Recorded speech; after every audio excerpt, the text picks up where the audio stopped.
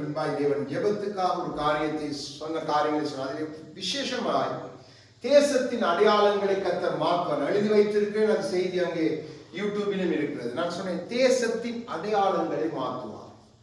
அப்போ 7ஆம் தேதி அங்கே கலிபோர்னியாவிலே பெரிதாய் உலகம் எல்லாம் பார்த்து வியக்கிற ஹாலிவுட், அதாவது உலகத்தின் முழு சினிமா நட்சத்திரங்கள் இருக்கிற ஒரு பெரிய ஒரு பணக்கார இடம் நியூயார்க். அங்கே அந்த மலையிலே அந்த ஹாலிவுட் என்று அடையாளப்படுத்தி அந்த இடம் ஃபுல்லா பாத்தீங்கன்னா எல்லாருமே அது ஒரு அடையாளம். அமெரிக்காவுக்கு ஒரு அடையாளம், உலகத்துக்கு ஒரு அடையாளம். அப்போ 12 நாட்களாய் தொடர்ந்து அவங்க அங்கே சொல்றாங்க தண்ணியை ஊற்றினாலும் அது இன்னுமாய் பற்றி எரிகிறதா. அந்த தண்ணியால கூட அதை அணைக்க முடியாது. 12,000 வீடுகள் அழிக்கப்பட்டாயிற்று. பெரிய கோடீஸ்வரர் இனி இல்லைன்ற பணத்தினால் தங்களை கொழுக்க பண்ணி, ஆடைகளினால் ஆபரணங்களால் கொழுக்க பண்ணி அந்த இடத்துல தங்களை பெரிதாய் காண்பித்து உலகம் ஃபுல்லா அவர்களை பார்த்து பிரமித்து அவருடைய படங்களால் ஈர்க்கப்பட்ட அநேக வாலிபர்கள், வாலிப பெண்கள், ஆண்கள் என்று அவர்கள் பால் ஈர்க்கப்பட்ட அப்படிப்பட்ட ஒரு பெரிதான சத்துருவின் இடம். அங்கே அவருடைய ஒரே கோட்பாடு என்ன? தேவன் இல்லை, இந்த தேசத்துக்கு இந்த இடத்துக்கு தேவன் தேவையில்லை. இதைத்தான் அவர்கள் சொல்லி அங்கே இருந்தார். அப்போ நன்றாக விளங்கிக் கொள்ளுங்க. சகோதரன் எம்டி ஜெகன் அவர் அந்த நேற்று வரை நிகழ்ச்சி நீங்க எத்தனை பார்க்கறீங்கன்னு தெரியாது. அதுல அவர் எடுத்தோடனே ஒரு காரியத்தை சொன்னார். அதுதான் ஆவியாளர் எனக்கு அதை காண்பித்தார். அவர் சொன்னார் இன்றைக்கு அந்த தேசத்தின் அடையாளம், அதை அவர் சொல்லும் பொழுது என் இதயத்தில் ஆவியானவர் அதை உறுதிப்படுத்தினார். நான் இந்த வார்த்தையை சொல்ல எழுதி வைத்திருக்கிறேன். அடையாளம் என்று சொல்றேன் உங்களுக்கு. இன்னும் அநேக தேசங்கள் நீங்க பார்ப்பீங்க. ஆனா இது ஆரம்பம், இது ஆரம்பம். இன்றைக்கு எத்தனையோ கோடீஸ்வரர் இல்ல, இன்றைக்கு எத்தனையோ பெரிய பெரிய நட்சத்திரங்கள் ஆண்டவர் இயேசு என்று அதுதான் மெல் கிப்சன் உங்களுக்கு தெரியும். அந்த இயேசுவின் சிலுவை பாடை படமாய் எடுத்தவர். அவர் சொல்லுகிறார் அநேகர் இன்னைக்கு ரசிக்கப்படுறார். பெரிய உங்களுக்கு தெரியும் அந்த சில்வெஸ்டர் ஸ்டாலின் என்ற அந்த பெரிய ஒரு நடிகர், அந்த ராம்போ என்ற படமெல்லாம் நடித்தார் அந்த நாட்களில் ஃபேமஸ். அவரெல்லாம் இப்ப ஆண்டவரை ஏற்றுக்கொண்டார். இன்னைக்கு எவ்வளவு பேர் இன்னைக்கு இந்த நிமித்தம் ஆண் இயேசுதான் என்ன சொன்னாங்க. இது எப்படி அந்த தேசமே போராடி பார்க்கிறது, நிறுத்த முடியாது. ஆனா தேவனை காற்றை வீச பண்ணி அந்த திசையை மாற்றினார். அதை ஆச்சரியம். இன்னும் அவர்கள் போராடி கொண்டிருக்கிறார்கள். அப்போ தேவன் சிறியவர்கள் மத்தியில் பேசுகிறார் என்பதற்கு இது சாட்சி. எனக்கு தெரியாது, ஆனால் ஆண்டவர் உங்களுக்கு மத்தியில் சொன்னேன். குறிப்பாய் அடையாளங்கள், தேசத்தின் அடையாளங்களை மாற்றுவார் என்று நான் சொன்னது தேவனுடைய சத்தம். ஏது நான் உங்களுக்கு சொல்றேன்னா, உங்க நடுவில் கர்த்தர் பேசுகிறார். அற்பமான ஒரு மனிதனை கொண்டும் தேவனால் பேச முடியும் என்பதற்கு தான் நான் சொல்லுகிறேன். உலகத்தில் எத்தனையோ பிரசங்கிமார் இதை குறித்து சொல்ல முடியாது, யாரும் சொல்ல இல்லை.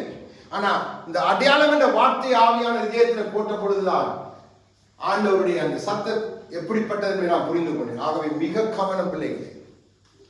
அடுத்து இன்னொரு காரியம். செவ்வாய்க்கிழமை நான் ஒரு வேலைக்கு போற இடத்துல காலையில் ஒரு 7:45 அப்படி இருக்கும். சரியான குளிர் காத்து. நான் ஜக்கெட்டுக்குள்ள அப்படியே கையை போட்டுக்கொண்டு அந்த வீட்டுக்கு கிட்ட நடந்து வரும் பொழுது திடீரென்று வானத்திலே தேவன் ஒரு அடையாளத்தை காண்பித்தார். நான் இந்த பக்கம் இருக்கிறேன், அது அந்த பக்கம் இருக்கிறது. நான் அதை படம் எடுத்து வைத்திருப்பேன். நான் அப்போ ஆவியான நில்லு நில்லு என்று என்னை இதயத்தை எனக்கு குளிர் நடுங்குது. அவருக்கு நிற்க முடியும், அவ்வளவு காத்து. அந்த ஒரு திருப்பம். ஆவியார் நின்று அங்காலே ரோட்டை கிராஸ் பண்ணி போய் அது கிட்ட போய் அந்த படம் எடுத்து ஆவியார் அதை ஏன் படம் எடுக்க சொல்றேன்? இதயத்துல எடு படம் எடுப்பேன். போனை வெளியில் எடுக்க கூட கை குளி. அப்ப நான் அந்த போனை எடுத்து அந்த படத்தை எடுத்துட்டேன். எடுத்த பிறகு போனை வச்சுட்டான்னு சொன்ன இப்ப பாருங்க. அப்போ அதுல அந்த இடத்துல பார்த்த அடையாளம் ஒரு சிவப்பு வண்ணத்துல வாய் ஆவென்று சிறந்த ஒரு உருவம். அப்போ இந்த தேசம் நான் உங்களுக்கு சொன்னேன், சத்ருவின் கையிலே தேசம் கொடுக்கப்படும். ஆவியான சொன்னார் சத்ரு விழுங்க போகிறான். அப்போ இந்த சிவப்பு வண்ணத்துக்கு என்ன அடையாளம்? மரணங்கள் நிறைய சம்பவிக்க போகுது. அது வெளிப்படுத்தல அந்த சிவப்பு குதிரை குறித்து எழுதப்பட்ட காரியத்தை ஆவியான காண்பித்து கொடுத்தார். இதை நான் படம் எடுத்துட்டு வந்துட்டேன். நான் வந்துட்டு என் மனைவிக்கு தெரியாது. படம் எடுத்து வந்து சொன்னா வேலை முடிஞ்சு வந்துட்டேன். அண்டு எல்லாம் ஜெபம் பண்ணி முடிய சரி இன்டர்நெட்ல நியூஸை பார்ப்போம் என்று சொல்லி அந்த சேக்குலாக்குள்ள போய் பார்ப்போம் இன்னைக்கு என்ன இன்னைக்கு இத்தாலி நியூஸ் நான் அதை ஆன் பண்ணின உடனே அவங்க ஆவியானதான் நடக்கும். ஆன் பண்ண உடனே படம் எந்த வித்தியாசம் இல்லை. அதுல போட்டிருக்காங்க. அப்போ நான் என் மனைவியை கூப்பிட்டீங்க வாங்க இந்த படத்தை பாருங்கன்னு சொல்லிட்டு பிறகு என் போனை எடுத்து காண்பித்தேன். அப்ப அவன் சொன்னா பார்த்துட்டு அவைக்கு ஆச்சரியம். பிறகு என் மகன் வந்தான். மகனை கூப்பிட்டு சொன்னீங்க இந்த படத்தை பார்த்து உங்களுக்கு என்ன விளங்குதுன்னு. அவன் சொன்ன அப்பா இது இந்த தேசத்துல காலையில மாறக்குள்ள அப்படி வருது அப்படி இருக்கலாம். அவர் தன்னுடைய அறிவின் நிமித்தம் சொன்னா நான் பண்ணி அவர் சொன்னேன் இல்லம்மா ஆவிக்குரிய கண்களோடு நீ பார்க்க இந்த படத்தை என்லார்ஜ் பண்ணி அவர் காண்பித்து என் போன்ல இருக்கு அந்த படம். அதே படம் நான் ஆவியான எண்ணத்தை காலையில என்ன எடுக்க சொன்னார் எனக்கு தெரியாது அதுல போடுவாங்க. அதே படம் அப்படியே அங்கே வந்திருக்கு. அங்க போட்டிருக்காங்க. என்ன போட்டிருக்காங்கன்னா ஆச்சரியமான மாற்றங்கள் வானிலையில நடக்குது. அப்படிதான் அவங்க போட்டிருந்தாங்க. இவரை வாசிக்க சொல்லி நான் சொல்ல வாசிங்க. அப்போ ஆவியானவர் நம்மை நடத்தி கொண்டிருக்கிறார். இந்த இடத்திலே அவர் மகிமைப்படுறார். சிறு கூட்டத்தில் மகிமைப்படுறார். ஆகவேதான் நமக்கு அற்பமான நமக்கு அவர் சொல்லி தருகிறார். நான் பெரிய தீர்க்கதரிசியும் இல்லை, நான் பெரிய ஒரு காரியம் இல்லை, நான் அற்பமான ஒரு மனிதன். அது மட்டும்தான் எனக்கு தெரியும். ஆனா தேவன் சொல்லி தருகிறார். அதைத்தான் உங்கள் மத்தியில் நான் சொல்லுகிறேன். ஆகவே நீங்க மிகவும் அவதானமாக இருக்க வேண்டிய காலம். தேவன் உங்களோட வாழ்க்கையில் என்னத்தை செய்ய விரும்புகிறாருன்னு நீங்க புரிந்து கொள்ளாவிட்டால் நீங்க அநேக காரியங்களை தடுமாறி போவீங்க. அப்போ மிக கவனம் பிள்ளைகள். இது ஆரம்பம் தான். இந்த அடையாளம் ஆரம்பம். நல்லா விளங்கி கொள்ளுங்க. ஆரம்பம். இன்னும் பார்ப்பீங்க. ஆனா பாருங்க இன்னைக்கு தனக்கு சேர்த்து வைத்தவங்களுடைய எத்தனை நகைகள் எவ்வளவு காசு அதுக்குள்ள வைத்தாங்க எல்லாம் எரிஞ்சு போயிட்டு எல்லாம் ஆண்டவர் நினைத்தா. அதான் நான் சொல்றது தேவனோடு இணைந்து தேவனோடு வாசம் சோதனை வழி நடத்தும் பொழுது அடிக்கடி சொன்ன ஆண்டவரே உம்மோடு இணையணும் உம்மோடு வாழணும் உம்மோடு இருக்கணும். அந்த வாஞ்சியில் எந்த மனிதனும் பிழைத்துக் கொள்ளும். எந்த சூழ்நிலையும் அவனை சேதப்படுத்த போறதே இல்லை. ஆனா கர்த்தருக்கு தன் கரத்தை குறுக்கி கர்த்தருக்கு கொடுக்க வேண்டியதை கொடுக்காமல் வஞ்சித்து தன்னை கொடுக்க பண்ணுகிற எந்த தேவ பிள்ளையா இருந்தாலும் எந்த தேவ மனுஷியா இருந்தாலும் உங்களுக்கு டேஞ்சர். எழுதி வைங்க, உங்களுக்கு டேஞ்சர். நீங்க மிக பெரிய பொல்லாத ஒரு காரியத்துக்குள்ள போறீங்க. அதனால கவனம். தேவனோட உங்களோட உறவை சரிப்படுத்திக் கொள்ளுங்க. தேவனோட உங்களோட வாழ்க்கையை சரிப்படுத்திக் கொள்ளுங்க. அப்போ தேவன் உங்களை சிறக்க பண்ணுவார். தேவன் உங்களை வழி நடத்துவார். அப்போ இந்த செய்தியிலே வெள்ளிக்கிழமை நான் வேலை செய்து மிகவும் சில காரியங்களை குறித்து நான் சிந்தித்துக் கொண்டு இருக்கும் பொழுது ஆண்டவர் இந்த தலைப்பு என்னுடைய இதயத்தில் போட்டார். மிகவும் களைத்து போய் சோர்ந்து போய் பல காரியங்கள் பல சூழ்நிலைகள் பல வேலைகள் எல்லாம் நிறைய இந்த நாட்களில் இல்லை. மிகவும் கஷ்டப்பட்டு வேலை செய்கிற ஒரு முதல காட்டிலும் அதிகமாக கஷ்டப்பட்டு வேலை செய்கிற இந்த சூழ்நிலையில நான் என் இதயத்துல ஆண்டவரே இன்னும் எவ்வளவு தூரம் என்ன அப்படி நீங்க நடத்த விரும்புறீங்க எல்லாம் உங்களோட விருப்பம் தான். அப்படிதான் சொன்னேன், எல்லாம் உங்களோட விருப்பம் தான். நான் அதை சொல்லி முடியல. ஆவியான இதயத்துல ஒரு கேள்வி கேட்டான். கேள்வியை கேட்டுட்டு இந்த செய்தியை கொடுத்தான். இந்த செய்தியில அவர் எல்லாத்தையும் அழகா விளங்கப்படுத்தி சொல்லிட்டார். அந்த செய்தியை தான் உங்க மத்தியில நான் பேசும்படியே வந்திருக்கேன். ஏண்டா இது என்னுடைய வாழ்க்கையில நான் இருந்த அந்த சூழ்நிலை கர்த்தர் எனக்கு சொன்னதை உங்கள் மத்தியிலே இந்த நாளிலும் சொல்லும்படியா மிகவும் ஆச்சரியமாய் தேவன் ஒரே ஒரு காரியத்தை தான் கேட்டார். மகனே, உன்னை நான் உருவாக்க கூடாது, உன்னை நான் உருவாக்க கூடாது. இதான் கேட்டார் முதலாவது. அப்போ தேவன் எதை செய்தாலும் நம்மை உருவாக்குகிறார் என்பதை ஒரு நாளும் மறக்காதீங்க. நான் மிகவும் சோர்ந்து போய் மிகவும் காலையில் மனைவி அவ்வளவு டயர்டோட வரும் பொழுதுதான் ஆண்டவர் இன்னும் எவ்வளவு தூரம் ஒன்று இப்படிதான் சொன்னேன். ஆண்டவர் முழுமையாக ஊழியத்தை செய்ய எனக்கு வாங்கி அதை செய்ய அனுமதியும் இல்லைன்னா வேலை செய்து ஊழியம் செய்யறது உங்களுடைய சித்தம் வேண்டாம், அது நடக்கட்டும் என்று இவ்வளவுதான் நான் நினைத்தேன் இதயத்தில். உடனே ஆண்டவர் கேட்டார், மகனே, உன்னை நான் உருவாக்க கூடாதோ? கேட்டுட்டு தான் நான் வீட்டில் வந்து தியானித்துக் கொண்டிருக்கத்தான் நான் இந்த செய்தியை ஒரு கொஞ்ச நேரத்துக்கு அவளை செய்தியை தேவன் கொடுத்தான். அப்போ அதைத்தான் உங்கள் மத்தியிலே இந்த நாளில் பேச விரும்புகிறேன். அப்போ முதலாவது ஏசாயா 64வது அதிகாரம்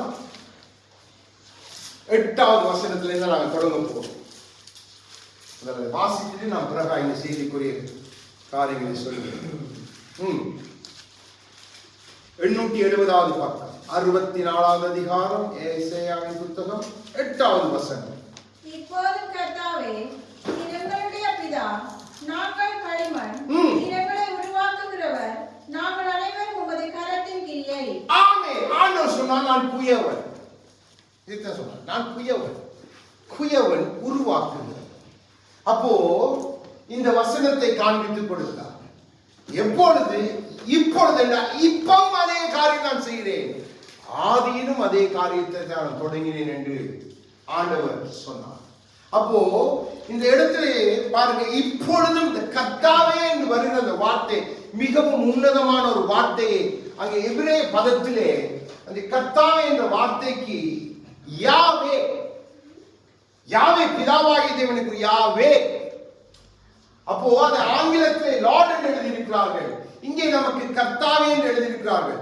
அப்போ இந்த ஏசாயா புத்தகத்தில் இந்த 64வது அதிகாரத்தில் எங்கெல்லாம் இந்த கர்த்தாவே என்ற வார்த்தை உங்களுக்கு அதிகமாய் தென்படுகிறதோ ஒன்றை தெரிந்து கொள்ளுங்கள். ஆதி, அதாவது நான் பழைய ஏற்பாட்டு காலத்தில் கர்த்தாவே கர்த்தாவே என்று எழுதுகிறது எல்லாமே யாவே தேவனுக்கு. யாவே என்றால் அவருக்குள்ளதான் குமாரன், அவருக்குள்ளதான் ஆவி. இப்போ அந்த தேவன் நம்மை உருவாக்க விரும்புகிறார். எப்ப? இப்பொழுது. அன்றைக்கும் செய்தார், இப்பொழுதும் செய்வார், நாளைக்கும் கேட்டால் இப்பொழுதும் அதையே செய்கிறேன் என்று சொல்லுகிறார். அப்போ நாம் தேவனுடைய பிள்ளைகள் இதை நன்றாய் புரிந்து கொள்ள, தேவன் நம்மை உருவாக்க விரும்புகிறார். அவர் ஆதியிலிருந்து அதை செய்தார். அப்போ நம்ம கொஞ்சம் ஆதியிலே போய் இந்த வார்த்தைகளை கொஞ்சம் பார்ப்போம். ஆதியாகமம் 2வது அதிகாரம்,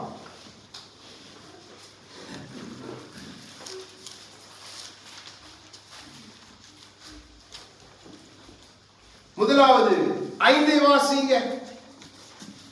நிலத்தினுடைய சகலவித செடிகளும் பூமியின் மேலும் உண்டாகவில்லை, நிலத்தினுடைய சகலவித பூண்டுகளும் இன்னும் முளைக்கவில்லை, ஏனெனில் தேவனாகிய கர்த்தர் பூமியின் மேல் இன்னும் மழையை பெய்ய பண்ணவில்லை, நிலத்தை பண்படுத்த மனுஷனும் இருந்ததில்லை.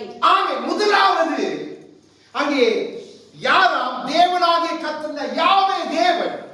நன்றாக விளங்குங்க, யாவே தேவன். அப்போ அங்கே பிதா, குமாரன், பரிசுத்தா யாவே அங்கே இருக்கிறார். யாவே சொல்லுகிறார், ஆதியிலே யாவே தேவன் சொல்லுகிறார். பிதாவாகிய தேவன் நமக்கு பின் குமாரனை ஆவியை தந்த தேவன் சொல்லுகிறார். அங்கே மண் இருந்தது, மண் இருந்தது. அப்போ மண் இருந்தா அதை உருவாக்குவதற்கு அடுத்தது என்ன தேவை? தண்ணீர் தேவை. ஆனா அங்கே வேதம் சொல்லுகிறது, இன்னும் கர்த்தர் மழையை பெய்ய பண்ணவில்லை. மழை பெய்யாட்டி மண் ஈரமாய் இருக்காது. அப்போ அந்த மண்ணாலே தேவன் உருவாக்க முடியாது. 6வது வசனத்தை வாசிங்க. அப்பொழுது மூடு பனி பூமியிலிருந்து எழும்பி பூமியை எல்லாம் நனைத்தது. ஆமென். பனி எங்கிருந்து வரும்? பனி பூமியிலிருந்து வருமா, வானத்தில இருந்து வருமா? பனி வானத்தில இருந்து வரணும். அப்போ இங்க இந்த மூடு பனி என்ற வார்த்தைக்கு என்ன அர்த்தம் என்று ஆங்கிலத்தில் எடுத்து பார்ப்பீங்க என்று சொன்னா, ஆங்கில வேதாகமத்திலே ஸ்பிரிங் வாட்டர், ஸ்பிரிங் என்றா ஊற்று, ஊற்று. அதைத்தான் இங்கே மூடு பனி என்று தமிழிலே மொழிபெயர்த்திருக்கிறார். ஆனா அது ஊற்று. ஊற்று எப்பொழுது நிலத்தின் கீழே இருந்து வரும்.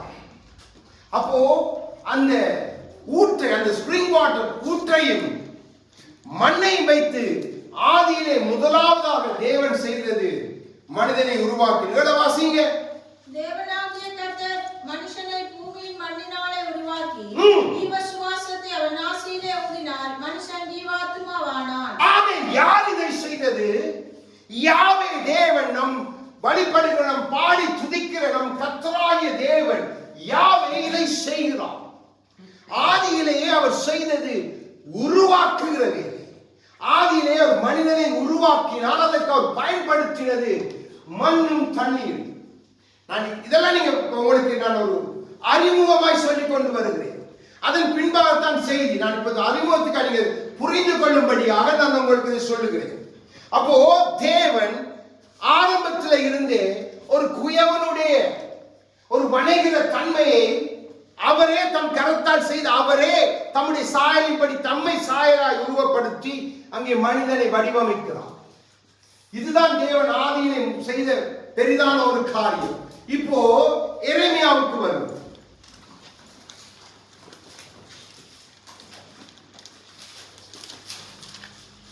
18வது அதிகாரம் எரேமியாவின் புத்தகம் விடுங்க 897 மூன்றாவது வாசிங்க முதல் 3 18ஆம் அதிகாரம் சிஸ்டர் எரேமியா 897வது பக்கம். அப்படியே நான் குயவன் வீட்டுக்கு போனேன். இதோ அவன் திரிகையினாலே வளைந்து கொண்டிருந்தான். இப்போ ஆண்டவர் தன்னுடைய தீர்க்கதரிசிக்கு ஒரு குயவன் வீட்டுக்கு போகும்படி சொல்லி அங்கே குயவன் எப்படி வணைகிறான் என்ற காரியத்தை காண்பிக்கிறான். இப்போ தேவன் யாவே தேவன் ஆதியிலே குயவனாயிருந்து அவர் குயவராயிருந்து அங்கே மனிதனை வணைந்த பொழுது யாரும் அதை பார்க்கவில்லை. அதை அவரோடு இருந்து பார்த்தது தேவ தூதர்கள், யாரும் மனுஷங்களாக இல்லை. ஏன்னா இப்பதான் முதலாவது மனிதனை அவர் வணைகிறார். அப்போ இங்க தீர்க்கதரிசிக்கு அவர் ஒரு காரியத்தை விளங்கப்படுத்தும்படியாக, ஒரு குயவனுடைய காரியத்தை விளங்கப்படுத்தும்படியாய் எரேமியாவிடத்தில் சொல்லுகிறார், போ பாரு. அப்போ அவன் பார்க்கும் பொழுதே அவன் கண்ணுக்கு முதலாவது தென்பட்டது என்ன? திரிகை. திரிகை என்றால் ஒரு வட்டமான ஒரு சக்கரம் போல இருக்கும். அதுல வைத்துத்தான் வணைய முடியும். நான் இதெல்லாம் உங்களுக்கு அறிமுகமாய் சொல்லுகிறேன். இதன் பின்பாகத்தான் நீங்க செய்தியுள்ளே ஆவியானவர் சொல்ல போற காரியங்களை நீங்க புரிந்து கொள்வீங்க. எல்லாத்துக்கும் நான் உங்களுக்கு வசனத்தை வைத்து ஆவியான துணையோடு பேசின வார்த்தையின்படி உங்களுக்கு சொல்லித்தரேன். அப்போ அங்க திரிகையை பார்க்கிறான். முதலாவது கண்கள் பார்த்தது பானையை அல்ல, அங்கே அந்த திரிகை மேல வைக்கப்பட்ட பானை. அடுத்ததை வாசிங்க. குயவன் வளைந்து கொண்டிருந்த மட்பாண்டம் அவன் கையிலே கெட்டு போயிற்று. அப்பொழுது அதை திருத்தமாய் செய்யும்படிக்கு தன் பார்வைக்கு சரியாய் கண்டபடி குயவன் அதை திரும்ப வேறே பாண்டமாக வணைந்தான். இப்ப பார்த்து கொண்டிருக்கும் பொழுது அவன் திரிகையில வைத்து வணைந்த பாத்திரம் சற்று அவன் வணைய வேண்டிய அந்த ஷேப்ல இருக்க இல்லை, அது கொஞ்சம் மாறிட்டு. அப்போ அவர் அதை திருப்பியும் வணைகிறான். இப்போ இதை தீர்க்கதரிசியோடு பார்க்க சொன்ன கர்த்தர் இப்பொழுது அதற்கு ஒரு விளக்கத்தை கொடுக்கிறார். 6வது வசனத்தை வாசிங்க. இஸ்ரவேல் குடும்பத்தாரே, இந்த குயவன் செய்தது போல நான் உங்களுக்கு செய்யக்கூடாதோ என்று கர்த்தர் சொல்லுகிறார். இதோ இஸ்ரவேல் வீட்டாரே, களிமண் குயவன் கையில் இருக்கிறது போல நீங்கள் என் கையில் இருக்கிறீர்கள். ஆமென். இப்போ என்ன? இந்த குயவன் வணைந்த முதலாவது பாத்திரம் கெட்டு போய்விட்டது. அப்போ தேவன் தனக்கென்று தெரிந்த இஸ்ரவேல் ஜனங்கள் அவர்களை அழைத்து தேவர் அவர்களுக்கு செய்த எல்லாவற்றிலும் இருந்தும் அவர்கள் தேவனை விட்டு சோர மார்க்கமாய் போய் கெட்டு போய்விட்டார்கள். அப்போ முதலாவது பானை யாரை அடையாளப்படுத்துகிறது என்றால் இஸ்ரவேல் வீட்டாரை. ஆண்டவரே சொல்லுகிறார், இஸ்ரவேல் வீட்டாரை அது அடையாளப்படுத்துகிறது. அப்போ இந்த இரண்டாவது பானை கிறிஸ்துக்குள்ளே இருக்கிற நம்மை அடையாளப்படுத்துகிறது. நாம் தான் வணைகிற அந்த இரண்டாயிரம் முதல் பாத்திரம் அவர் விரும்பின வண்ணமாய் அந்த ஷேப்புகளை வர முடியவே இல்லை. கெட்டு போன பாத்திரம். அந்த பாத்திரத்தை வைத்து தேவனால் எதுவும் செய்ய முடியல. ஆகவேதான் அந்த மனுஷ சாயலை உருவாக்கின குயவனே இறங்கி வர வேண்டியதாயிற்று. மனித சாயல் வந்து அடுத்ததாய் நம்மை வணைய ஆரம்பிக்கிறார். இதுதான் ஆச்சரியமான காரியம். அப்போ முதல் பானை அவர்கள், இரண்டாவது பானை நாம். அப்போ முதல் பானை கெட்டு பொழுது தேவன் அதை கொஞ்ச நாளைக்கு விட்டுட்டார். அப்போ இரண்டாவது பானையாகிய நாமும் கெட்டு போனால் தேவன் நம்மையும் கைவிடுவது அதிக நிச்சயமே. நீங்க மறக்கவே கூடாது. இப்போ இது உங்களுக்கு அறிமுகத்துக்கு நான் சொல்கிறேன். அப்போ குயவன் இந்த களிமண்ணை வைத்து இந்த பானையை வணைகிற ஒரு செயல்முறை இருக்கு. சும்மா எடுத்தவரனே வராது, அது ஒரு செயல்முறை. அதை ஆவியானவர் நம்முடைய வாழ்க்கையில அந்த செயல்முறையை வைத்து நமக்கு அவருடைய காரியங்களை விளங்கப்படுத்த விரும்புகிறார். ஏன்னா நமக்கு நாம் அநேகர் பார்த்திருக்கலாம், ஆனால் அதுக்கு முன்பாக அங்கே செய்யப்படுகிற எல்லா கிரியும் நம்ம எல்லாருக்கும் தெரியாது. அப்போ ஆவியானவர் ஒரு பானை செய்வதற்கு ஒரு களிமண்ணை எடுத்து அந்த பானை செய்வதற்கு என்னென்ன செயல்முறைகள் உண்டோ அதோடு வார்த்தையை வைத்து நம்மையும் அவர் அப்படி செய்ய விரும்புகிறார் என்பதை காண்பித்து கொடுத்தார். அப்போ அந்த செயல்முறைகள், அதிலே ஒரு 8 விதமான செயல்முறைகள் உண்டு. அதில் முக்கியமான செயல்முறைகள், அதைத்தான் நாம் பார்க்க போகிறோம்.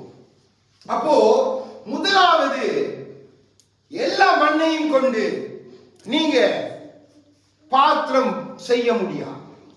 ஏன்னா மண்ணின் தன்மைகள் வித்தியாசமான தன்மைகள் உண்டு. அப்போ முதலாவது அந்த பாத்திரம் செய்கிறேன்னு சொன்னா நீங்க அதற்கு ஏற்ற அந்த களிமண்ணை, ஏன்னா களிமண்ணிலேயும் பலவிதமான மண்கள் பலவிதமான கலர்ல இருக்கு.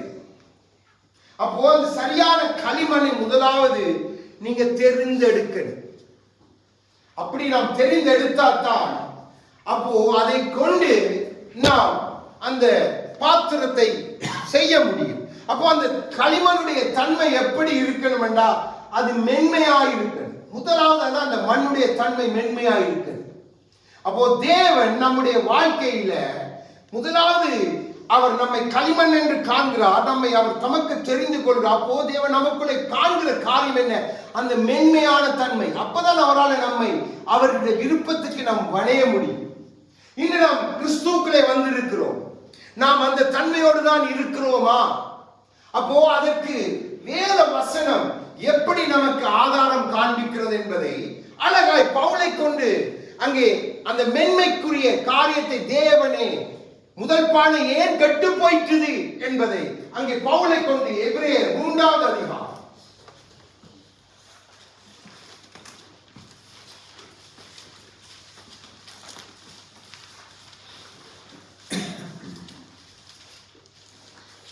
15 வாசிங்க. 14 வாசிங்க. 3:14. நாம் ஆரம்பத்திலே கொண்ட நம்பிக்கையை முடிவு பரியந்தம் உறுதியாய் பற்றிக் கொண்டிருப்போமாக கிறிஸ்துவினிடத்தில் பங்குள்ளவர்களாய் இருப்போம். ஆமென். நாம் வரும் பொழுதே நம்மை தேர்ந்தெடுத்தார். அந்த மென்மையான அந்த தன்மை நம்ம எல்லாம் விட்டு ஆண்டவரே எல்லாம் அடிக்கப்பட்ட சூழ்நிலை நம்ம எல்லாத்தையும் துறந்து அவரிடத்தில் வரும் பொழுது எப்படி வந்தோம்? நம்மை அவர்கிட்ட ஒப்பு கொடுத்தா நம்முடைய மென்மையான தன்மையோடு வந்தோம். அதான் நம்முடைய ஆரம்ப தன்மை. அப்போ அங்கே இஸ்ரவேலர்களை அவர் அடிமைத்தனத்திலிருந்து கொண்டு வரும் பொழுது கடினமாய் நடத்தப்பட்டவர்களை அவர் மெதுவாய் நடத்தும்படியாக யுத்தங்களை காணாதபடிக்கு வனாந்தரத்தில் தம் தாசனை கொண்டு அவரே மேகஸ்தம்பம் அக்கினி ஸ்தம்பமாய் இருந்து எல்லாத்தையும் கொடுத்து அவர்களை மென்மையாய் நடத்தி கொண்டு வந்தார். ஆனா எதற்கு நடத்தி கொண்டு வந்தார்? தம்மிடத்திலே பங்கடையும்படியாக. அதான் அந்த முதல் பானையை அவர் நடத்தி வந்த முதல் பானையை செய்தத நோக்கம் அதுதான். ஆனா நம்மை இப்பொழுது கிறிஸ்துவோடு பங்குள்ளவர்களாய் மாற்றும்படியாக அந்த தன்மையோடு நாமும் இருக்கணும் என்றுதான் தேவன் நம்மிடத்தில் எதிர்ப்பு. அப்பதான் தேவன் அந்த குயவனால் நம்மை வணைய முடியும். அப்போ அங்கே வணைகிற கரம், நம்மை வணைகிற கரம் யாருடைய கரம்? ஆதியிலே யாவே தேவன், நான் சொன்னேன், கர்த்தராகிய இயேசு கிறிஸ்து நமக்கு வசனத்தில் ஆதாரம் உண்டு. அவரை கொண்டு பிதா சகலத்தை உருவாக்க. அப்போ உருவாக்கின கரம் அவருடைய. அங்கே மோசேக்கு சீனாய் மலையிலே அந்த ஆவியின் பிரமாணங்கள், அந்த 10 கட்டளை எழுதி கொடுத்த அவருடைய ஆவியின் கரம். அப்போ அதான் சொன்னேன், யாவே என்றால் 3 பேரும் ஒருமித்து இருக்கிற பிதாவாகிய தேவனை நமக்கு உருவகப்படுத்துகிறது. அப்போ தேவன் நம்மை அழைத்து அன்று தம் ஜனங்களை அப்படித்தான் தெரிந்து கொண்டார். ஆபிரகாம் ஊடாக அவர்களை தெரிந்து தனக்கென்று பிரித்தெடுத்து அவர்களுக்கு ஆபிரகாமுக்கு கொடுத்த வாக்கு தத்துவத்தின்படி 400 வருடங்களுக்கு பின்பாய் அவர் வெளியிலே கொண்டு வந்து அவர்கள் மென்மையை நடத்துகிறார். அவரே சொல்லுகிறார், இவர்கள் யுத்தத்தை பார்த்தால் மனமடிவாகி சோர்ந்து போவார்கள் என்று. மென்மை, அதான் ஆரம்பம், அதுதான் ஆரம்பம். ஆனா இந்த ஜனங்களோ செய்த காரியம் பாருங்க. 15வது வசனத்தை வாசிங்க. இன்றும் அவருடைய சத்தத்தை கேட்பீர்களாகில் கோபமூட்டுதலில் நடந்தது போல உங்கள் இருதயங்களை கடினப்படுத்தாதிருங்கள் என்று சொல்லி இருக்கிறார். ஆமென். மென்மையா இருக்க வேண்டியவர்கள் தங்கள் இருதயங்களை கடினப்படுத்த கெட்டியான மண்ணாய் மாறிவிட்டார். அந்த மண்ணை கொண்டு கர்த்தரால் ஒன்றும் செய்ய முடியல. அப்போ இன்றைக்கு நாம் கிறிஸ்துக்குள்ள வந்துட்டோம். நம்ம வந்த ஆரம்ப நிலையில நாம் இருக்கிறோமா? நாம் அதே விசுவாசத்தோடு, அதே நம்பிக்கையோடு, அதே தன்மையோடு இருக்கிறோமா? இது முதலாவது செயல்முறைக்குரிய காரணம். நாம் அப்படி இல்லை என்றால் நாம் கடினப்பட்ட மண்ணை போல தேவனால் நம்மை கொண்டு எதையும் செய்ய முடியாது. அவர் நம்மை அப்படியே விட்டுருவார். நன்றாய் விளங்கிக் கொள்ளும். அப்போ நம்ம ஆரம்ப நாட்கள் நமக்கு இருந்த அந்த மனத்தாழ்மை, ஐயோ என்னால் ஒன்று முடியலே என்று கிறிஸ்துவிட்ட வந்த அந்த சாந்த குணம், இன்னும் மாமிசத்தின் குணம் நமக்கு தெரியும். இவைகளை ஏதாவது இன்னும் இருக்குதா? அப்போ நாம் கடினப்பட்ட ஒன்றும் நம்மை செய்ய முடியாத மண், கெட்டு போன மண். அதைத்தான் அங்கே பவுல் நமக்கு எழுதி வைக்கிறார். முதலாவது பானை கெட்டு போனதன் காரணம் என்ன? இஸ்ரவேல் வீட்டார். அவரை சொல்கிறார், குயவன் நான், அவர்கள் என் கையிலே களிமண். அப்போ தேவன் நடத்தி வந்த முதலாவது அந்த பானை கெட்டு போனதுக்கு காரணம் என்ன? அந்த பானை தன்னை கடினப்படுத்தினார், தங்கள் இருதயத்தை கடினப்படுத்தினார்கள். ஆகவேதான் ஆவியானவர் சொல்லுகிறார், நீங்க அப்படி இருக்கவே கூடாது. இது முதலாவது செயல்முறைக்கு உங்களை விட்டு கொடுக்கணும் வேண்டாம். உங்களை நீங்க தாழ்த்தி அவருக்கு ஏற்ற பிரகாரமாய் விட்டுறணும். அந்த மென்மையான தன்மையோட கையில உங்களை கொடுத்தாத்தான் இரண்டாவது செயல்முறைக்கு கர்த்தர் உங்களை கொண்டு போவார்.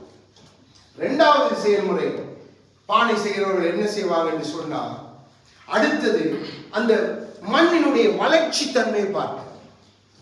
இந்த எல்லா மண்ணும் சரியா இருக்கா?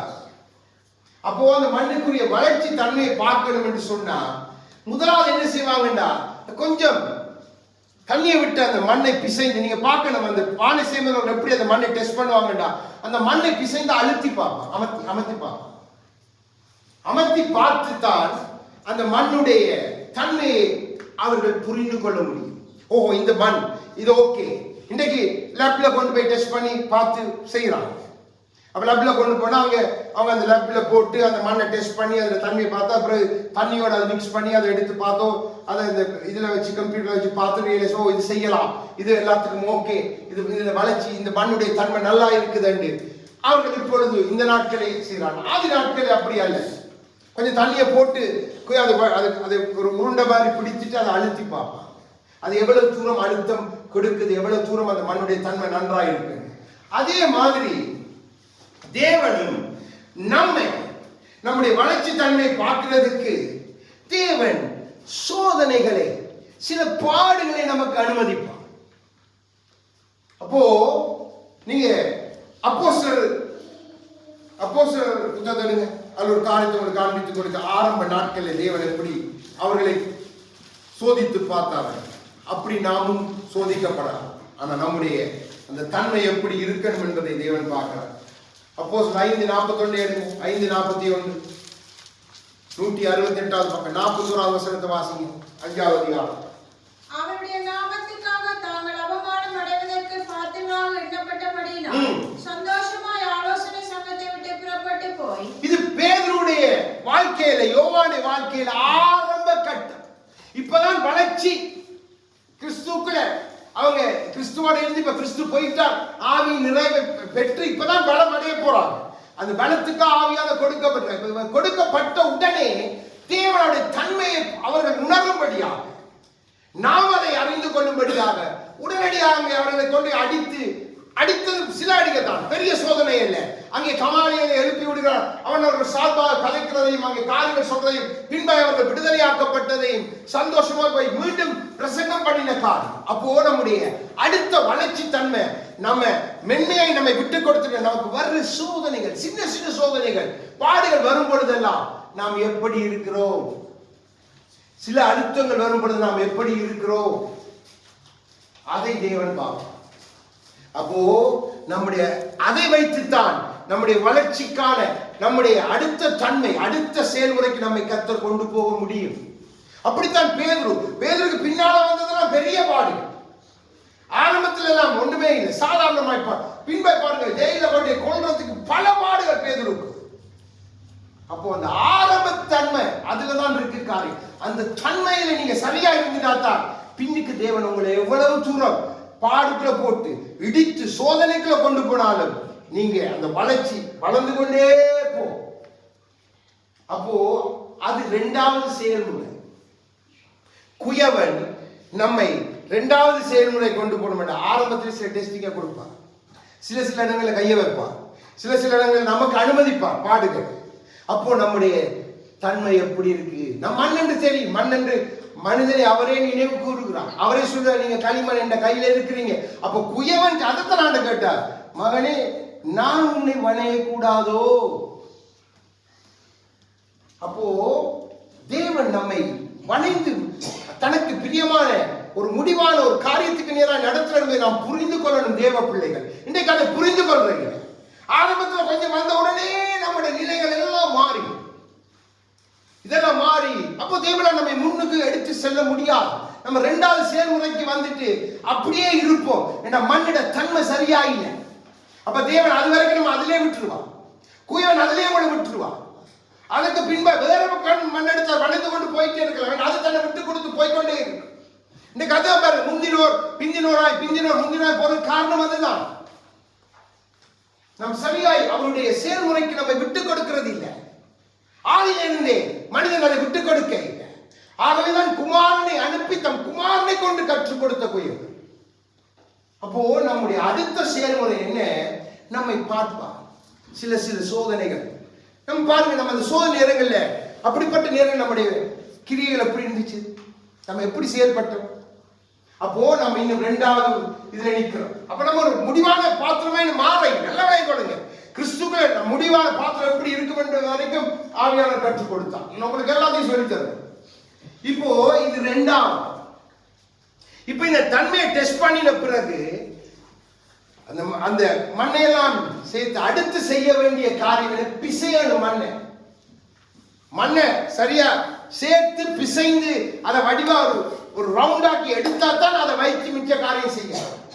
அப்போ இந்த பிசைதல் நம்முடைய வாழ்க்கையில எதுக்கு வருதுன்னு சொன்னா, நீங்க பாருங்க, மண்ணுக்குள்ள நீங்க சிமெண்ட் கரைக்கக்குள்ள மண்ணை போட்டுட்டு நீங்க தண்ணியை ஊத்தி விட்டீங்கன்னா சின்ன குமிழ்கள் வரும், காற்று குமிழ்கள். அப்ப அந்த மண்ணுக்குள்ள காற்று குமிழ் இருக்கு. மண்ணுக்குள்ள காற்று இருக்குது. நல்ல கொள்ளுங்க. அவையோட சரணத்துக்குள்ள காற்று இருக்குது. அப்ப அந்த மண்ணுக்குள்ள இருந்து அந்த குமிழ்கள் வரும். இன்றைக்கு நம்ம ஈஸ்ட் என்று சொல்லுகிறோமே, அந்த ஈஸ்ட் வந்து அந்த அப்படிப்பட்ட குமிழ் அது என்ன செய்யும்? நம்மை புளிக்க பண்ணும். அந்த மண்ணை அது சரியா பதப்பட முடியாத படிக்காத கிருமி இருக்குது. அது அந்த மண்ணை சேதப்படுத்தப்பா. அப்போ நல்ல குயவன் அந்த மண்ணை நன்றாய் பிசைந்து எடுக்கணும். அந்த குமிழிகள் எல்லாத்தையும் பாருங்க, சிமெண்ட் கலைஞர்கள் நல்லா குழைத்து எடுப்பாங்க. அதை வச்சு சவுளை வச்சு நல்லா குழைச்சு எடுத்து அது ஒரு பதத்துக்கு எடுத்தா தான் அதை வைத்து பூச முடியும். பூசி இப்படி அழகாய் செய்ய முடியும். அதே ப்ரோசஸ், அதே இதுதான். அப்போ தேவன் நம்மை பிசையணும். ஏன் நம்மை பிசையணும் என்று குயவன் விரும்புகிறார் என்று சொன்னார். நீங்க எடுங்க 1 கொரிந்தியர் 5வது அதிகாரம். அழகாய் இந்த ஈஸ்டை குறித்து அங்கே பவுல் எழுதி வைக்கிறார். 1 கொரிந்தியர் 5வது அதிகாரம் 7வது வசனத்தை வாசிங்க. முதலாவது, ஆகையால் நீங்கள் புளிப்பில்லாதவர்களாய் இருக்கிறபடியே புதிதாய் பிசைந்த மாவாய் இருக்கும்படிக்கு புளித்த மாவை புறம்பே கழித்து போடுங்கள். ஏனெனில் நம்முடைய பஸ்காவாகிய கிறிஸ்து நமக்காக பலியிடப்பட்டிருக்கிறாரே. இன்னைக்கு நாம் மாவை புளிக்க பண்ணணும் என்றா அந்த ஈஸ்ட் அந்த காற்றுல கலந்து இருக்கிற அந்த குமிழ்ல இருக்கிற அதைத்தான் நம்ம பவுடராய் போட்டு அந்த மாவை புளிக்க பண்ணும். அப்போ அது இருந்த நம்முடைய வாழ்க்கையை புளிக்க பண்ணும். ஆகவேதான் நீங்க அழகாய் ஆவியானவர் நமக்கு சொல்லுகிறார். 8வது வாசிங்க. ஆதலால் பழைய புளித்த மாவோடு அல்ல, துப்புரவு பொல்லாப்பு என்னும் புளித்த மாவோடும் அல்ல, துப்புரவு உண்மை என்னும் புளிப்பில்லாத அப்பத்தோட பண்டிகையை ஆசரிக்க கடவுள். ஆமென். அப்போ கிறிஸ்துவை நாம் அப்படியாய் பின்பற்றணும்.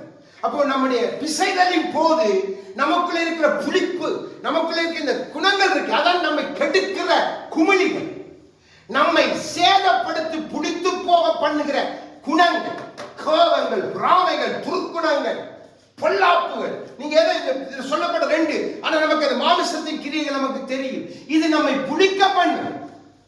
அப்போ அடுத்ததை தாண்டி நீங்க போக முடியாது. இப்ப இந்த குணத்தோட நம்ம கிறிஸ்துக்குள்ள இருக்கிறோமா? அப்போ நீங்க புளித்து போனவங்க.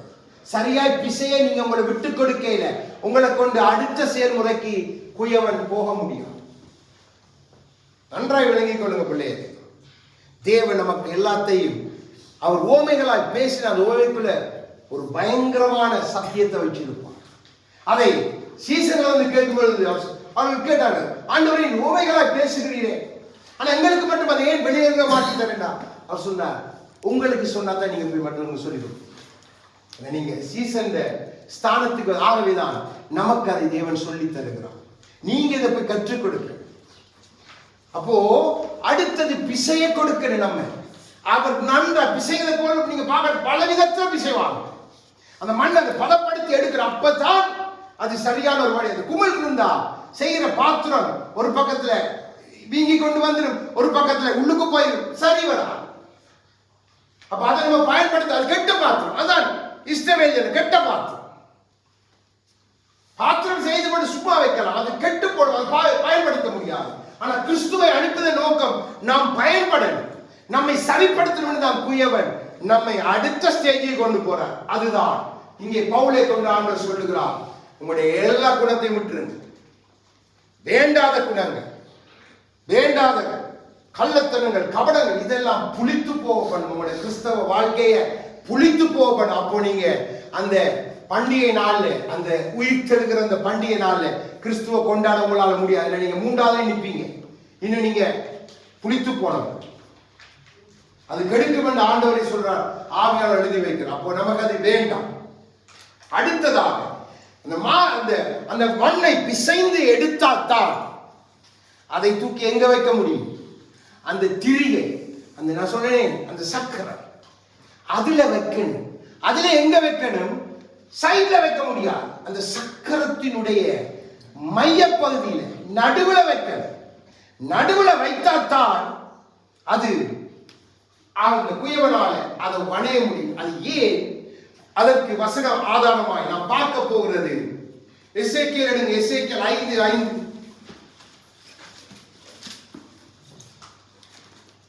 எசேக்கியேல் 5:5 எடுத்து வாசிங்க. அழகாய் ஆண்டவர் அங்கே தீர்க்கதரிசிக்கு காண்பித்து கொடுக்கிறார். காரணம் அதுதான். இன்றைக்கு நம்முடைய கண்களும் அங்கதான் நோக்கமா இருக்கு, உலகத்தின் பார்வை அங்குதான் இருக்குது. அதை ஆண்டவரே இங்கே வசனத்தின் உண்டாய் சொல்லுகிறார். எடுத்து வாசிங்க. 963வது பக்கம், 5வது அதிகாரம், 5வது வசனம். எசேக்கியேல். கர்த்தராகிய ஆண்டவர் சொல்லுகிறது என்னவென்றால், இதுவே எருசலேம் பிரஜாதிகளின் நடுவிலே நான் அதை வைத்தேன், அதை சுற்றிலும் தேசங்கள் இருக்கிறது. ஆமென். ஆண்டவர் எதற்காக நம்மை கொண்டு மைய பகுதியில் வைக்கிறாராம்? அவருடைய கண்கள் நம்ம மேல பதிக்கப்பட்டு இருக்கும். ஆகவேதான் சொன்னார், என் கண்கள் எப்பொழுதும் இஸ்ரவேல் தேசத்து மேல இருக்கும், என் கண்கள் எப்பொழுதும் எருசலேமை பார்த்து கொண்டே இருக்கும். ஆகவே அந்த ஆலயத்தை சொன்னார், என் கண்கள் எப்பொழுதும் அந்த ஆலயத்தில் செய்யப்படுகிற விண்ணப்பங்களுக்கு பதில் கொடுக்கும். அப்போ தேவன் நம்மை மையப்பகுதியில கொண்டு வந்து வைக்கிற நோக்கம், குயவன் என்ன? முதலாவது தன் கண்களை நமக்கு நேராக பதிய பண்ண வைத்தாத்தான் அவருக்கு நம்மை வணைய முடியும்.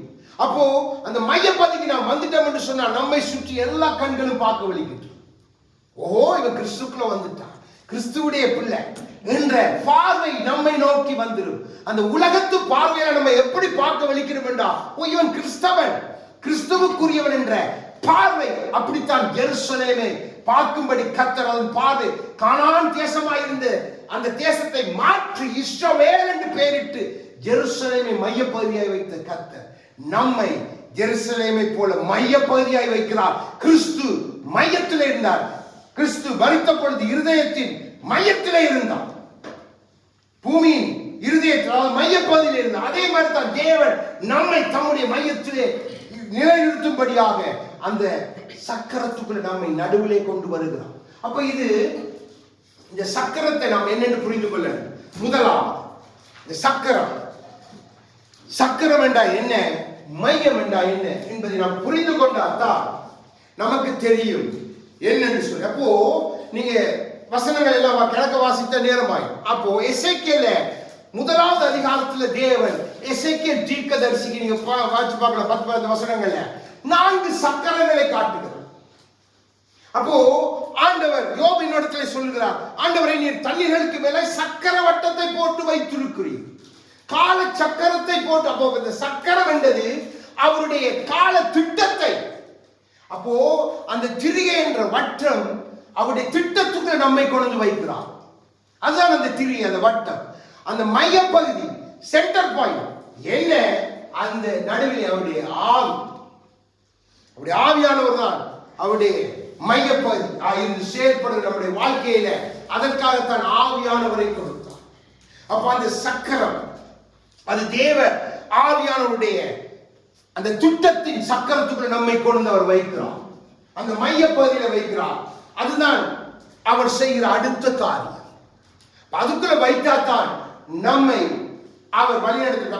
அந்த 4 சக்கரங்கள் என்ன என்பதை நாம் புரிந்து கொள்ளணும் என்றால், அந்த முதலாவது சக்கரம் வந்து முதலாவது உலகம், ஆதாம் இருந்த உலகம், முதலாவது உலகம். அதன் பின்பா 2வது உலகம் நோவாவின் காலம். அதை நம்மளுக்கு கற்றுக் கொடுத்திருக்கிறேன். 2வது உலகம் அது நோவாவின் காலம். இதன் பின்பாக வரப்போகிற 3வது சக்கர திட்டம் என்னென்றா 1000 வருஷ அவருடைய அரசாட்சி. அதன் பின்பாக நான் சொன்னேன் 3வது உலகம், தேவனோடு நாம் பங்கடைய போறோம். இதுதான் அவருடைய திட்டம். இதுதான் திட்டம். இந்த திட்டத்துக்குள்ளே அவர் எப்படி நம்மை கொண்டு வந்தார் என்றால், முதலாவது அந்த திட்டம் முற்பிதாக்களை யுகம் என்று சொல்லப்படுகிறது. முற்பிதாக்களின் யுகம். அதான் ஆபிரகாம், ஈசாக்கு, யாக்கோபு இவர்கள் அங்கிருந்து ஆரம்பம். அப்ப நம்முடைய முற்பிதா, அதான் சொன்னார், நான் ஆபிரகாமின் தேவன், ஈசாக்கின் தேவன், யாக்கோபின் தேவன், நம் முற்பிதாக்களின் யுகம். அதற்கு அடுத்ததாக யூதர்கள், அதற்கு எபிரேயர்கள் என்று சொல்லுகிறார். யூதர்கள் என்று அவர்களுக்கு நாம், அது யூதர்களின் யுகம். அது 2வது அடுத்த யுகம், அந்த சக்கரத்துக்குள் வைத்திருக்கிற யுகம்.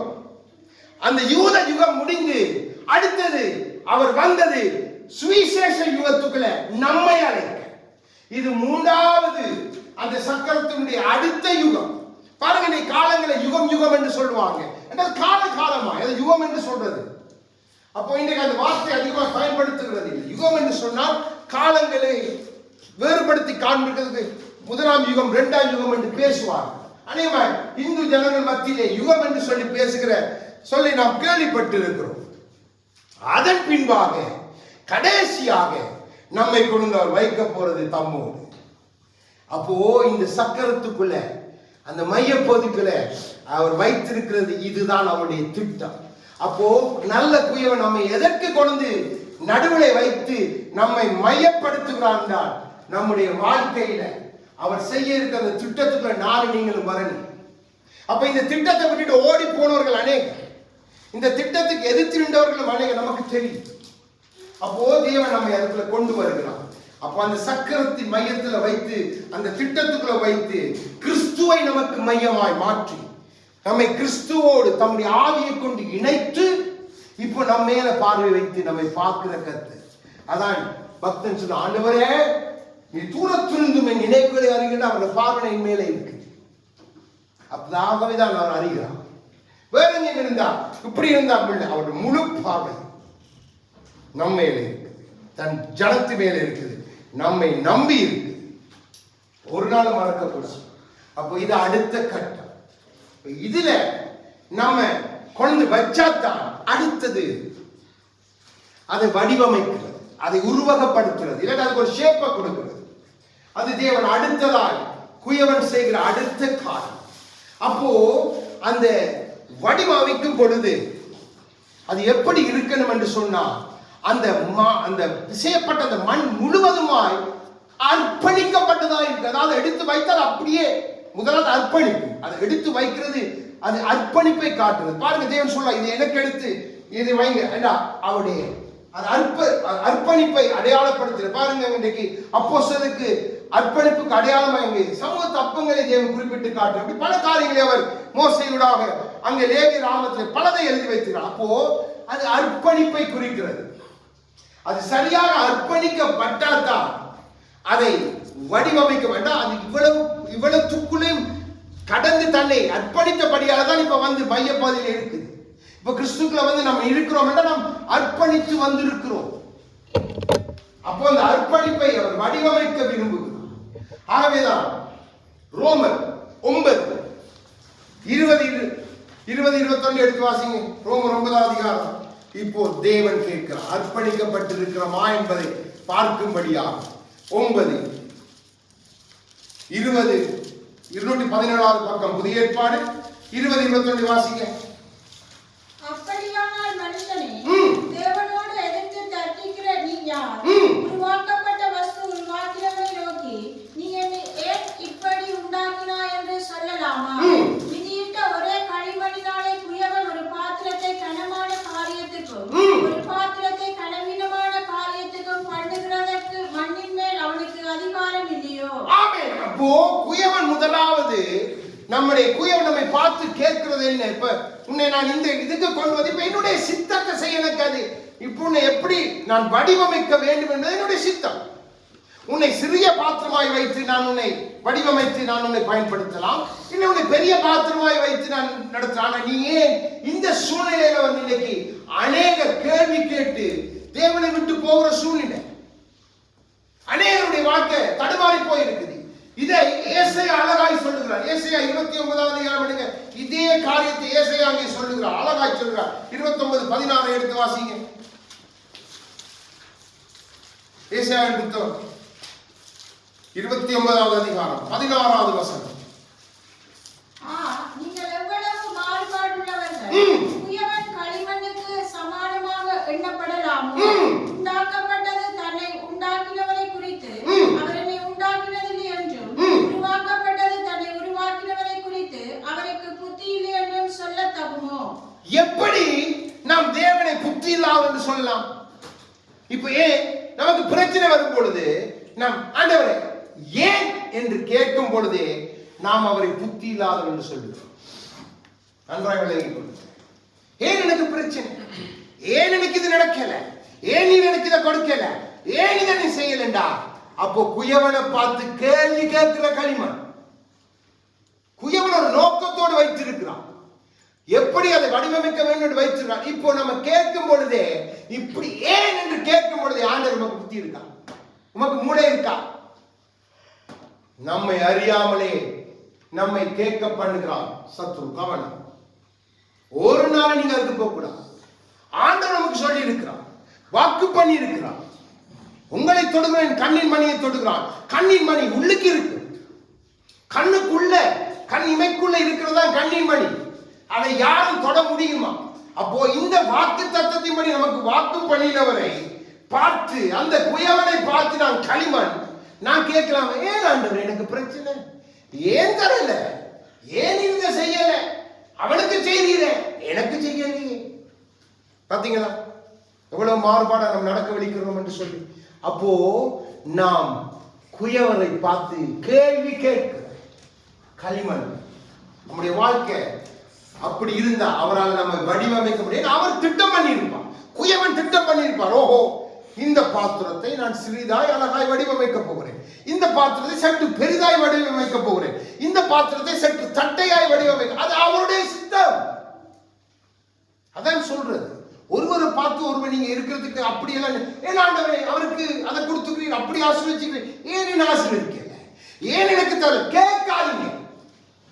ஏன்னா தேவனுடைய திட்டம் பெரிதா இருக்கு. பாத்திரத்தின் தன்மையை பொறுத்தல்ல, அவர் வைத்திருக்க திட்டம் பெரிது. உங்களுக்கு காண்பித்துக் கொடுப்பேன். ஒரு இதை நாம் பார்த்து கொண்டு வருவது நமக்கு தெரியும். ஆகவேதான் ஏன் தேவன் நம்மை அப்படி நடத்துகிறார். எபேசியர் 3வது அதிகாரம், எபேசியரின் புத்தகம் 3வது அதிகாரம் 16 இருந்து 20 வரைக்குள்ள வார்த்தைகளை வாசிங்க. அழகாய் பவுல் சொல்லுகிறார், ஏன் தேவன் நம்மை வடிவமைத்து என்ன செய்ய விரும்புகிறார். நமக்கு தேவன் நம்முடைய வாழ்க்கையில் எல்லாத்தையும் புரிந்து கொள்ள. வாசிங்க 3வது அதிகாரம் 16 இருந்து 20 வரை, 266வது பக்கம். இது நிமித்தம் நான் பரலோகத்தில் இல்ல 16 இருந்து வாசிங்க சிஸ்டர். நீங்கள் அவருடைய ஆவினாலே உள்ளான மனுஷனின் வல்லமையாய் பலப்படவும், விசுவாசத்தினாலே கிறிஸ்து உங்கள் இருதயங்களில் வாசமாய் இருக்கவும், நீங்கள் அன்பிலே வேரூன்றி நிலை பெற்றவர்களாகி சகல பரிசுத்தவான்களோடு கூட கிறிஸ்துவுடைய அன்பின் அகலமும் நீளமும் ஆழமும் உயரமும் இன்னதென்று உணர்ந்து அறிவு கெட்டாத அந்த அன்பை அறிந்து கொள்ள வல்லவர்களாகவும், அவருடைய சகல பரிபூரணத்தாலும் நிறையப்படவும், அவர் தமது மகிமையுடைய ஆச்சரியத்தின்படியே உங்களுக்கு அனுக்கிரகம் பண்ண வேண்டும் என்று வேண்டிக் கொள்கிறேன். நாம் வேண்டிக் கொள்கிறதற்கு நினைக்கிறதற்கு மிகவும் அதிகமாய் நமக்குள்ளே கிரியை செய்கிற வல்லமையின்படியே நமக்கு செய்ய வல்லவராகி அவருக்கு. அவர் எதற்கையா நம்மை வடிவமைத்துக் கொண்டு போறார்? அந்த கிறிஸ்து என்கிற அந்த வல்லமை நாம் நினைப்பதை காட்டிலும் அதிகமாய் செய்கிற வல்லமை உள்ள கர்த்தர். நம் குயவன் நாம் நினைப்பதை காட்டிலும், நான் என்னை இப்படி வணையும் என்றால் வேலைக்காகாது. அவர் என்னை வணையும் பொழுதே அவருடைய வல்லமை, அவருடைய சத்துவம், அவருடைய பலம் எல்லாத்தையும் வைத்து வணைகிறபடினால் நான் எந்த சைஸ்ல இருக்கிறேன் என்பதில்லை காரணம். நன்றாக விளங்கிக் கொள்ளுங்கள்.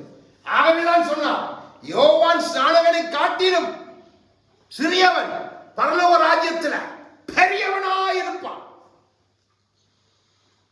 நீங்க குயவனுக்கு, நீங்க அவருடைய செயல்முறைக்கு உங்களோட வாழ்க்கையை விட்டு கொடுக்காட்டி நீங்க எவ்வளவு இழந்து போறீங்கன்றதை பாருங்க.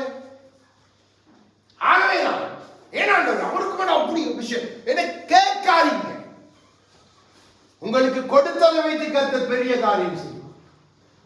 அது அவருடைய வல்லமை, அவர் கொடுக்கிறது. நமக்கு இன்னைக்கு இப்படி பலதரப்பட்ட கேள்விகள், பலதரப்பட்ட காரியங்கள். அதனாலதான் நம்மை அவர் சரியாய் வடிவமைக்க முடியாது. நான் முதலாவது கெட்டு போய்கொண்டே இருக்கிறோம். திருப்பி ஆண்டவர் திருப்பி முதல் இதுக்கு போகணும், முதல்ல இந்த மேன்மையாக.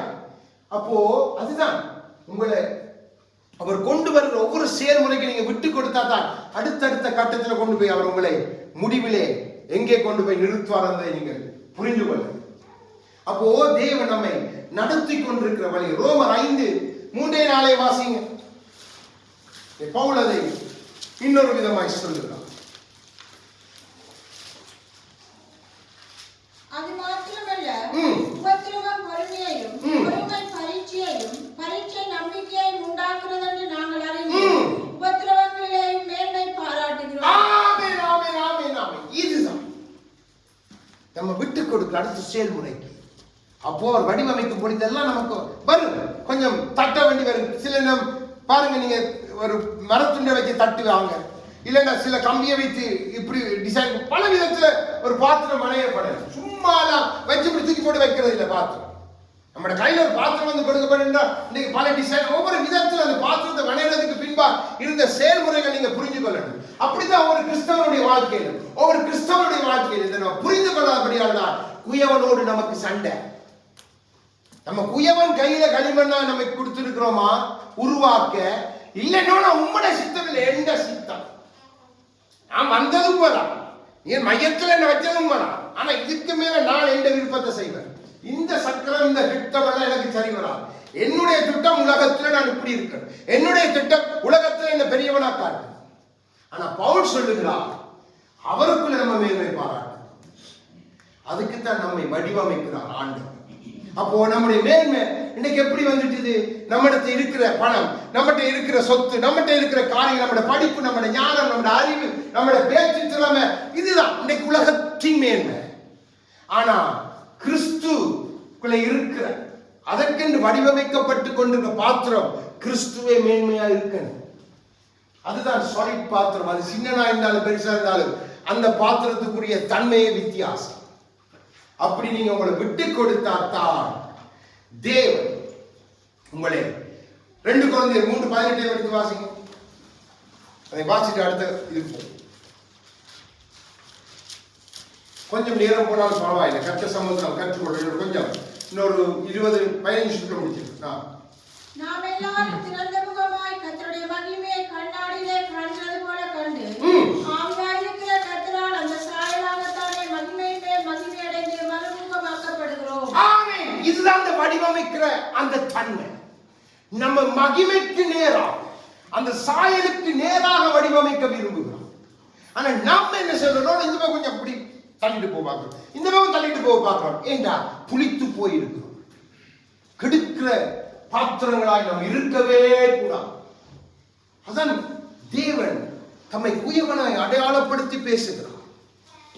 நம்ம அப்படி இருக்கக்கூடாது. நமக்கு வாக்குத்தத்தம் சொன்ன பண்படுத்தணும், உங்களை நான் விதைக்கணும், பயன்படுத்தணும் என்றா இந்த ப்ரோசஸ் நமக்குள்ள நடக்கணும், இந்த செயல்பாடு நமக்குள்ள நடக்கணும். ஆகிதான் கர்த்தர் நம்மை இந்த வழிமுறையை நடத்தி காண்பிக்கிற. நாம் எங்கே இருக்கிறோம் என்பதை நாம் புரிந்து கொள்ளணும். கிறிஸ்துவுக்குள்ள, அந்த குயவனுக்குள்ள நம்மை வணைகிற அந்த கருத்துக்குள்ள நாம் எந்த செயல்முறையில இருக்கிறோம், அதுதான் முக்கியம். இப்போ இந்த பானையெல்லாம் வடிவமைத்துட்டு அதை உடனே எடுத்து பயன்படுத்த முடியும். அந்த பானையெல்லாம் வடிவமைத்த உடனே நீங்க பாருங்க, கொண்டு வந்து அதை வெளியில வைப்பாங்க. அதுக்கு அதை உலர்த்துறதுக்கு, அதை ட்ரை பண்றதுக்கு, அதை முதலாவது எப்படி ட்ரை பண்ணுவாங்கன்னா காற்றின் மூலமாகத்தான் அதை உலர்த்துவாங்க. அப்போ அது அந்த பானைக்கு காத்திருக்கிற நேரம், அந்த பானை அந்த காத்துக்குள்ளே அது இருப்பதற்கு ஒரு காலம் இருக்குது. அது 1 கிழமை ஆகலாம், இல்ல 10 நாள் ஆகலாம், இல்ல 5 நாள் ஆகலாம். ஒவ்வொரு பானையுடைய தன்மை. சில பானை கிதிய காற்று விரைவாய் அதை உலர்ந்து விடும். சில பானை கொஞ்சம் 10 நாள் ஆகும். அப்போ கிறிஸ்துக்குள்ள இருக்கிற நானும் நீங்களும் எப்படி இருக்கணும்? சங்கீதம் 27:14 எடுத்து வாசிங்க. நமக்கு தெரிஞ்ச சங்கீதம் அனுதினமும் ஒவ்வொரு நாளும் நம்முடைய வாயால் சொல்லுகிறது.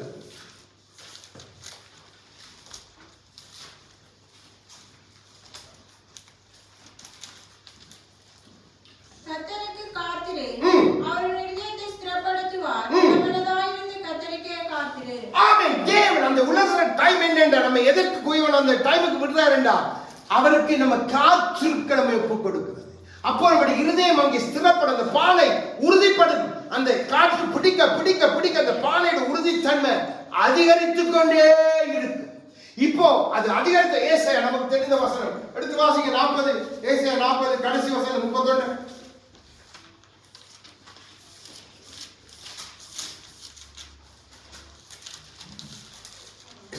கர்த்தருக்கு காத்திருக்கிறவர்களோ புதுபலன் அடைந்து கழுகுகளைப் போல செட்டைகளை அடித்து எழும்புவார்கள். அவர்கள் ஓடினாலும் இளப்படையார்கள், நடந்தாலும் சோர்ந்து போவார்கள். ஆமென். இந்த காத்திருப்பு, இந்த உலர்த்துகிற தன்மை எதற்கு?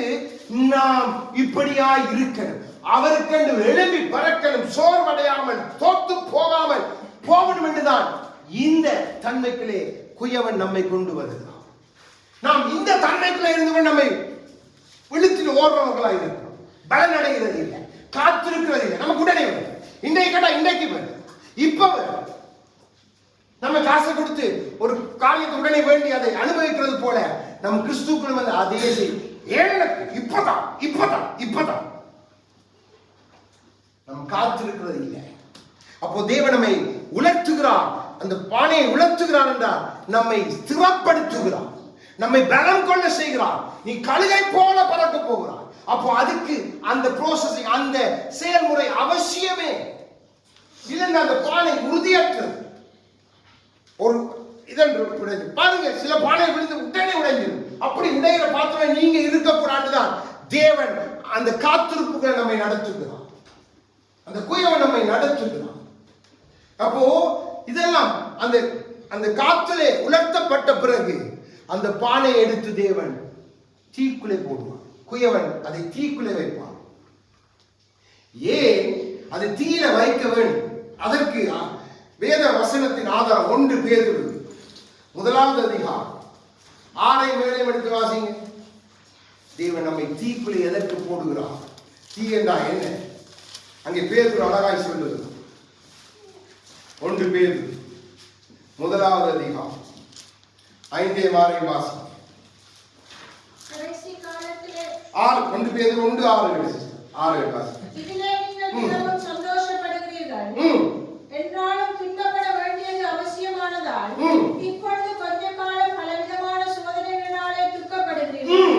அழிந்து போகிற பொன் அக்கினியினாலே சோதிக்கப்படும். அதை பார்க்கிலும் அதிக விலையேறப்பட்டதாக இருக்கிற உங்கள் விசுவாசம் சோதிக்கப்பட்டு இயேசு கிறிஸ்து வெளிப்படும் போது உங்களுக்கு புகழ்ச்சியும் கனமும் மகிமையும் உண்டாக காணப்படும். ஆமென். ஏன் தேவன் நம்மை பாடுகளுக்குள்ளே, நம்மை சோதனைக்குள்ளே வைக்கிறான்? அவருடைய விசுவாசத்தையும் உங்களை மகிமையும் கனமும் அடையும்படியா கிறிஸ்து வெளிப்படும் அந்த உயிர் தெழுகிற அந்த நாளிலே நீங்கள் கனமும் மகிமையும் பெற்றுக் கொள்ளத்தக்கதாய் நீங்க தீயில போடப்படுவது அவசியமே. அப்ப உலர்ந்த அந்த பானை எடுத்து நாம் உடனடியாக சமைத்து காரியங்கள் செய்ய முடியாது. அது தீயில போடப்படணும். அது இன்னுமாய் நல்லா ட்ரை ஆகி இன்னுமாய் உலர்ந்து இன்னும் அந்த பானை கெட்டியா அது தீயில, அப்பதான் பானை நீங்க தீயில வச்சு காரியங்கள் செய்யலாம். அதற்கு தேவன் நம்ம இப்படியாய் நடத்துகிறார். கொஞ்ச காலம் தான் அங்கே பேசுகிற கொஞ்ச காலம் தான் இது. தேவன் எதையும் அதிகமாய் நமக்கு அனுமதிக்கிறது இல்லை. ஆனா அந்த கொஞ்ச காலத்துக்கு நம்ம செய்கிற காரியங்கள் நிமித்தம் தான் நமக்கு அது நீண்டு கொண்டே போகும். இதுதான் இஸ்ரவேல் ஜனங்களுக்கு 3 நாள்ல போயிருக்க வேண்டிய 11 நாள்ல போக வேண்டிய பிரயாணத்தை 40 வருஷம் தேவனை சோதித்து தேவனை தூக்கி தீயில போட்டான், குயவனை தூக்கி போட்டு விட்டான். பாருங்க, அப்படி நாம் இருக்கக்கூடாது. இன்னைக்கு நம்ம அனைவரும் அதை செய்யணும். ஆண்டவரே உமக்கு சோதனை வந்தது, ஓகே, நீர் தேவன், நாங்க செய்ய முடியாது.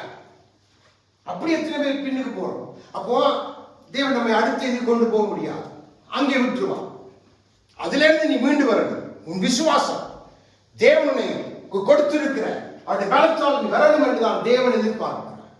இப்போ ஏன் அப்போ இந்த மகிமை வந்தாதான் நாம் கிறிஸ்துடைய அந்த உயிர்த்தெழுதல் ஆகிய அந்த மகிமைக்குள்ள நாம் காணப்படலாம். இந்த பாத்திரம் அங்கே காணப்படணும். அதுக்கு தான் தேவன் தீயிலே போடுகிறார்.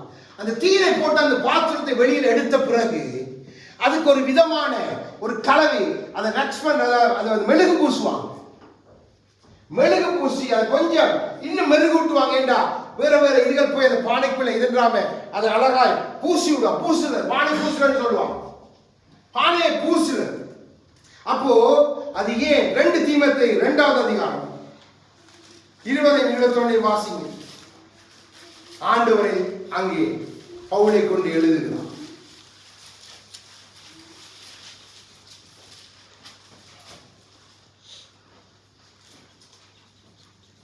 20-21 2 தீமோத்தேயு 2வது அதிகாரம் 292வது பக்கம். ஒரு பெரிய வீட்டிலே ஒரு பள்ளிக்கான பாத்திரங்களும் அல்லாமல் மரமும் மண்ணுமான பாத்திரங்களும் உண்டு. அவைகளில் சில கணத்துக்கும் சில கனவீனத்துக்கும் ஆனவைகள்.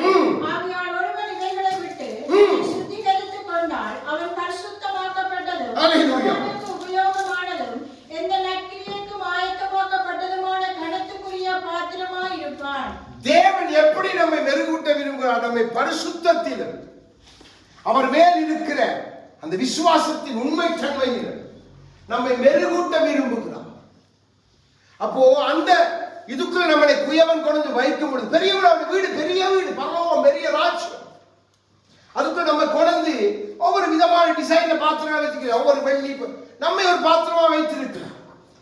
நம்ம எல்லாரும் ஒரே வீட்டில இருந்து நம்மை சுத்திகரித்தாத்தான் குயவன் விரும்புகிற அடுத்த இதுக்குள்ள நாம் போக முடியும். அதைத்தான் இங்கே தீமோத்தேயுவுக்கு பவுல் சொல்லுகிறார். நீ உன்னைத்தானே சுத்திகரித்து பரிசுத்தமானதா நீ உபயோகமா இருக்க முடியும். அதுதான் அந்த மெருகூட்டுகிற தடம். அதுக்குத்தான் மெருகூட்டுறா பயன்படணும். அந்த பானை கொஞ்சம் வருஷங்கள் பயன்படணும். தேவன் நியமிச்சிருக்க அந்த வருஷங்கள் வரை அது கொடுக்கிற கேரண்டி வரை 10 வருஷம் அடிச்சு கொடுப்பாங்க, 5 வருஷம் அது வரை அது பயன்படணும் என்றா அது மெருகூட்டப்படணும். தீர போட்டுட்டு முதல் தரம் போட்டு விடுவது இல்லை. அதை தேவன் மெருகூட்ட விரும்புகிறான். ஏன்னா அந்த கணத்துக்குரிய அதை கொஞ்சம் பெருமதியான பாத்திரமாய் மாற்ற நாம் இதை புரிந்து கொள்வது இல்லை. அந்த காலகட்டத்திலே நாம் புடிங்கிட்டு வர்றோம். அப்போ எப்படி நம்ம மெருகூட்டுவார்? அவருடைய வார்த்தையினால். அவருடைய வார்த்தை நமக்கு தந்து தந்து தந்து அதன் பரிசுத்தத்திலும் உண்மை நடக்கும். எல்லாமே அவருடைய வார்த்தையை கொண்டுதான் நம்மை சுத்திகரிக்க முடியும், பரிசுத்தமாக்க முடியும், மெருகூற்ற முடியும். நம்ம அதை விட்டுட்டு ஓடுதல். அப்போ இன்னைக்கு ஒரு செய்தி கேட்டால் ஒரு தேவன் சொல்லுகிறார், நீங்க அக்கினியோட விளையாடுறது என்னன்னு தெரியுமா? தேவன் பட்சிக்கும் அக்கினியா இருக்கிறாரு. அக்கினியோட விளையாடுறா என்னன்னு தெரியுமான்னு கேட்டு சொல்லுகிறார், நீங்க வார்த்தைக்கு புறம்பாக வார்த்தைக்கு எதிர்த்து வர்றது தேவனோட நீங்க போர் செய்றீங்க, கர்த்தரோட நீங்க யுத்தம் செய்றீங்க, நீங்க பட்சிக்கிற அக்கினியோட யுத்தம் செய்றீங்க. ஒரு நாளும் தேவ வார்த்தைக்கோ தேவனுடைய எந்த காரியத்துக்கும் நீங்க எதிர்த்து நிற்காதீங்க. அது தேவனோட நீங்க போர் செய்கிறதா போய்விடும். உங்களை அழித்து போடும் என்று சொல்லுகிறார். கவனம் பிள்ளைகள், மிகவும் கவனம். இன்றைக்கு தேவ பிள்ளைகளுடைய வாழ்க்கை அப்படி போய்விட்டு, ஏன்னா சத்துருங்களை வேற எந்த விதத்திலும் வஞ்சிக்க முடியாது. ரெண்டவளை கொடுங்க, நம்ம புறஜாதியிலிருந்து ரட்சிக்கப்பட்டு வந்திருக்கிறோம். அவன் உங்களை திருப்பி அங்க கொண்டு விற்கிறார்கள் செய்ய வைக்க முடியாது, அவருக்கு தெரியும். ஆனா வார்த்தைக்கு எதிராக உங்களை கிளப்பி விட்டான்டா, அவனுக்கு தெரியுங்க தேவனோட யுத்தம் துவங்கிட்டீங்க, இவனை அந்த அக்கினியை அழித்து போடும். நான் உங்களுக்கு சொல்லிக் கொடுத்தேன், நாளானது அதை விளங்க பண்ணும் அக்கினியினால். அந்த அக்கினி என்ன என்ற பிரசங்கம் செய்த ஞாபகம் எனக்கு ஆவியானவருக்கு ஞாபகப்படுத்துகிறார். அது ஞாபகம், அதிலே அந்த வார்த்தை அக்கினி நான் சொல்லிக் கொடுத்திருக்கிறேன். அதுதான் நம்மை கடைசி நாளில நம்முடைய வேலைப்பாடெல்லாம் அதன் முன்பாக தான் வெளிப்படப்போம். அப்போ ஒரு நாள் வார்த்தைக்கு எதிர்த்து நீங்க வந்துட்டீங்கன்னா டேஞ்சரை நிற்கிறீங்க. நீங்க பொல்லாத இடத்துல நிற்கிறீங்க. நீங்க என்னதான் போய் கர்த்தருக்கு முன்னுக்கு மாய்மாலம் பண்ணாலும் சரி வராது. அதை இப்பவே சரிப்படுத்திக் கொள்ளுங்க, உங்களோட காரியங்களை சரிப்படுத்திக் கொள்ளுங்க. ஏண்டா இதுதான் நமக்கு அவசியம். நம்ம ஆயத்தப்பட்டு அவர் விரும்புகிற அந்த பாத்திரமாய் நம்மை அவருக்கு ஒப்புக்கொள்ளணும். அப்போ இப்போ மெருகூட்டி அடுத்ததாய் இறுதியாய் திருப்பி அந்த மெருகூட்டப்பட்ட பிறகு திருப்பி கொண்டு தீக்க வைப்பான். அதான் கடைசி ஃபைனல், அதான் நம்முடைய மரணம். அதை ஆண்டவரை அழகாய் சொல்லுகிறார். சகரியா 13:9 எடுத்து வாசிங்க. கடைசி, இதான் கடைசி. இதோட உங்களுக்கு வரப்போற காரியம் வித்தியாசம். அதான் கடைசி தீ, நம்முடைய மரணம். வாசிங்க சகோதரி. அந்த மூன்றாம் பங்கை நான் அக்கினிக்குட்பட ஹல்லேலூயா. உருவாக்குறது போல அவர்களை உருக்கி பொன்னை புடமிடுகிறது போல அவர்களை புடமிடுவேன். அவர்களின் நாமத்தை தொழுது கொள்வார்கள். நான் அவர்கள் விண்ணப்பத்தை கேட்பேன். ஹல்லேலூயா. என் ஜனம் என்று நான் சொல்லுவேன். கர்த்தர் என் தேவன் என்று அவர்கள் சொல்லுவார்கள். ஆமென். எப்ப நடக்கும்? நாம் மரணத்துக்கு பின்பாய் உயிர் தெழும் பொழுதே நாம் பரிசுத்தவான்கள் கூட்டம், கர்த்தருடைய ஜனம். நாம் சொன்னா கர்த்தர் கேட்பார். நம்மோடு கூட தான் யுத்தத்துக்கு வருவார். நம்மோடு கூட தான் சகலத்தையும் செய்ய போகிறார். இதுக்குத்தான் குயவன் நம்மை வணைந்து கொண்டு ஆகவேதான் ஏசாயா நம்ம வசனங்கள் வாசிக்க 61 சொல்லுகிறார், என் மகிமை உண்மையில் உதித்தது, எழும்பி பிரகாசி. இப்ப நீ மகிமைக்குள்ள வந்துட்டா மகனே, என் மகிமைக்குள்ள வந்துட்டா மகளே, இப்போ உனக்கு எந்த தடையும் இல்லை. நீங்க தூதரை போல அந்த கிறிஸ்துவின் சாயலோட. இதுக்குத்தான் குயவன் நம்மை இத்தனை செயல்முறைகளுக்குள்ளாய் கொண்டு வந்து ஒவ்வொரு காரியமாய் நம்முடைய வாழ்க்கையில செய்து நம்மை கொண்டு வந்து முடிவிலே. அப்போ இப்ப இந்த பாத்திரம் எப்படி என்று சொன்னா எல்லாத்துக்கும் ரெடி. இந்த பாத்திரத்தை விலை கொடுத்து வாங்கவும் அநேகர் ரெடி. இந்த பாத்திரத்தை கொண்டு போய் வாங்கி அழகாய் வைத்து அதற்கு அந்த பாத்திரத்தை காட்டி பெருமை இப்படி பேசுறதுக்கு பல ரெடி. ஆகவேதான் அங்கே யாக்கோபு சொல்லுகிறார், ஒன்று நமக்கு தெரியும், உத்தமன் என்று விளங்கின பிறகு ஜீவ கிடம் பெறும். அப்ப இந்த உத்தமன் என்று விளங்குற தன்மை தான் அந்த மரணத்தின் பின்பாய் வரப்போகிற தன்மை. இதைத்தான் பவுல் சொல்லுகிறார், நல்ல போராட்டத்தை போராடினேன், இது முதல் எனக்கு ஜீவ கிடம் வைக்கிறேன், அதை நான் பெற்று கிறிஸ்துவிடத்திலே பெற்றுக் கொள்வேன் என்று சொல்லி. அப்போ இதெல்லாம் நமக்கு எழுதப்பட்ட வார்த்தை. ஆகவே ஆண்டு சொன்னார், ஜெயம் கொள்ளுகிறவனோ ஜெயம் கொள்ளுகிறவனோ, இதுதான் இந்த பாத்திரம் தான் எல்லாத்துக்கும் ரெடி. அவர் இத்தனை செயல்முறைகளுக்குள்ள உட்படுத்தி இப்போ இது என் பாத்திரம். இதைத்தான் நம்முடைய வாழ்க்கையில குயவன் செய்ய விரும்புகிறான். இதைத்தான் பவுலுடைய வாழ்க்கையில் ஆண்டவர் செய்தார். பவுல் கடினமாயிருந்தவனை அழைத்து அவனை மென்மையாக்கும்படி அடித்து அங்கிருந்து பவுலை இத்தனை காரியங்களுக்கு பவுலுடைய வாழ்க்கையை நீங்க பார்க்கலாம். ரோமருக்கு அடிபடுகிறான், இன்னும் பலவித அங்கே அரசனை கொல்ல தேடுகிறார்கள், பல காரியங்கள். ஒவ்வொரு செயல்முறையும் அவன் விட்டு கெடுக்கவே இல்லை. கிறிஸ்துவுக்காய் ஏன் கொண்டு முடிவிலே அறிக்கை பண்ணுகிறான், நான் ஜெயித்தேன், ஜீவக்கிடம் உண்டு. அப்படித்தான் கர்த்தர் இதை செய்ய விரும்புகிறார். என்னால் உங்களால் இதை செய்ய முடியுமா? பிலிப்பியர் 4:13 எனக்கு 2 வசனத்தை பார்த்து முடிக்க போறோம்.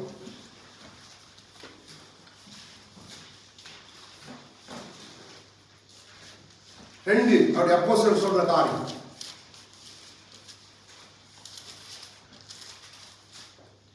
பிலிப்பியர் 4வது அதிகாரம் 13 வாசிங்க. என்னை பலப்படுத்துகிற கிறிஸ்துவினாலே எல்லாவற்றையும் செய்ய எனக்கு பலன் உண்டு. ஆமென். இதை ஜெயமாய் முடித்த பவுலுடைய வாயினாலே பவுல் எழுதி வைத்தது. அப்போ அம்மாள் அதை செய்யலாம். கிறிஸ்து நம்முடைய வாழ்க்கையில் இருக்கப்படினால், அந்த மையத்துக்குள்ள திட்டத்தில் வந்தபடினால் நாமும் இப்படிப்பட்ட பாத்திரமாய் நம்மை ஒப்பு கொடுத்து வாழலாம். அடுத்தது பேதுரு 1 பேதுரு 5:10 வாசிங்க, பார்த்து முடிக்க போகும்.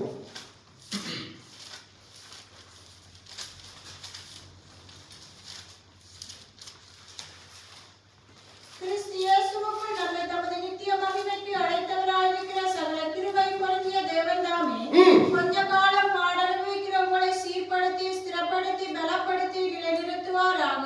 ஆமென், ஆமென். அப்போ எல்லாமே அந்த கிறிஸ்துவினால், அந்த குயவன் நம்மை வணைகிற கரம் அவருடையது. அந்த யாவை தேவனால் எல்லாம் கூடும். ஒன்றே ஒன்றுதான், நம்மை அப்படியே என்னை தருகிறேன் ஆண்டவரே, முழுமையாய் தருகிறேன், உம்முடைய கையில உருவாக்க தருகிறேன், என்னை உடையும் உருமாற்றும் சித்தத்தை இந்த செயல்முறையின் படியே குயவனே நீர் என்னை எப்படி நடத்த விரும்புகிறீரோ அப்படி என்னை தருகிறேன் என்று நானும் நீங்கள் ஒப்பு கொடுத்துட்டா, என்னை பலப்படுத்துகிற கிறிஸ்துவினால் எல்லாமே கூடும். அந்த கிறிஸ்து தான் நம்மை நிலைநிறுத்தி ஸ்திரப்படுத்துகிறவர். அப்போ நாம் அவருடைய சமூகத்திலே எழுந்து நின்று ஒப்பு கொடுத்து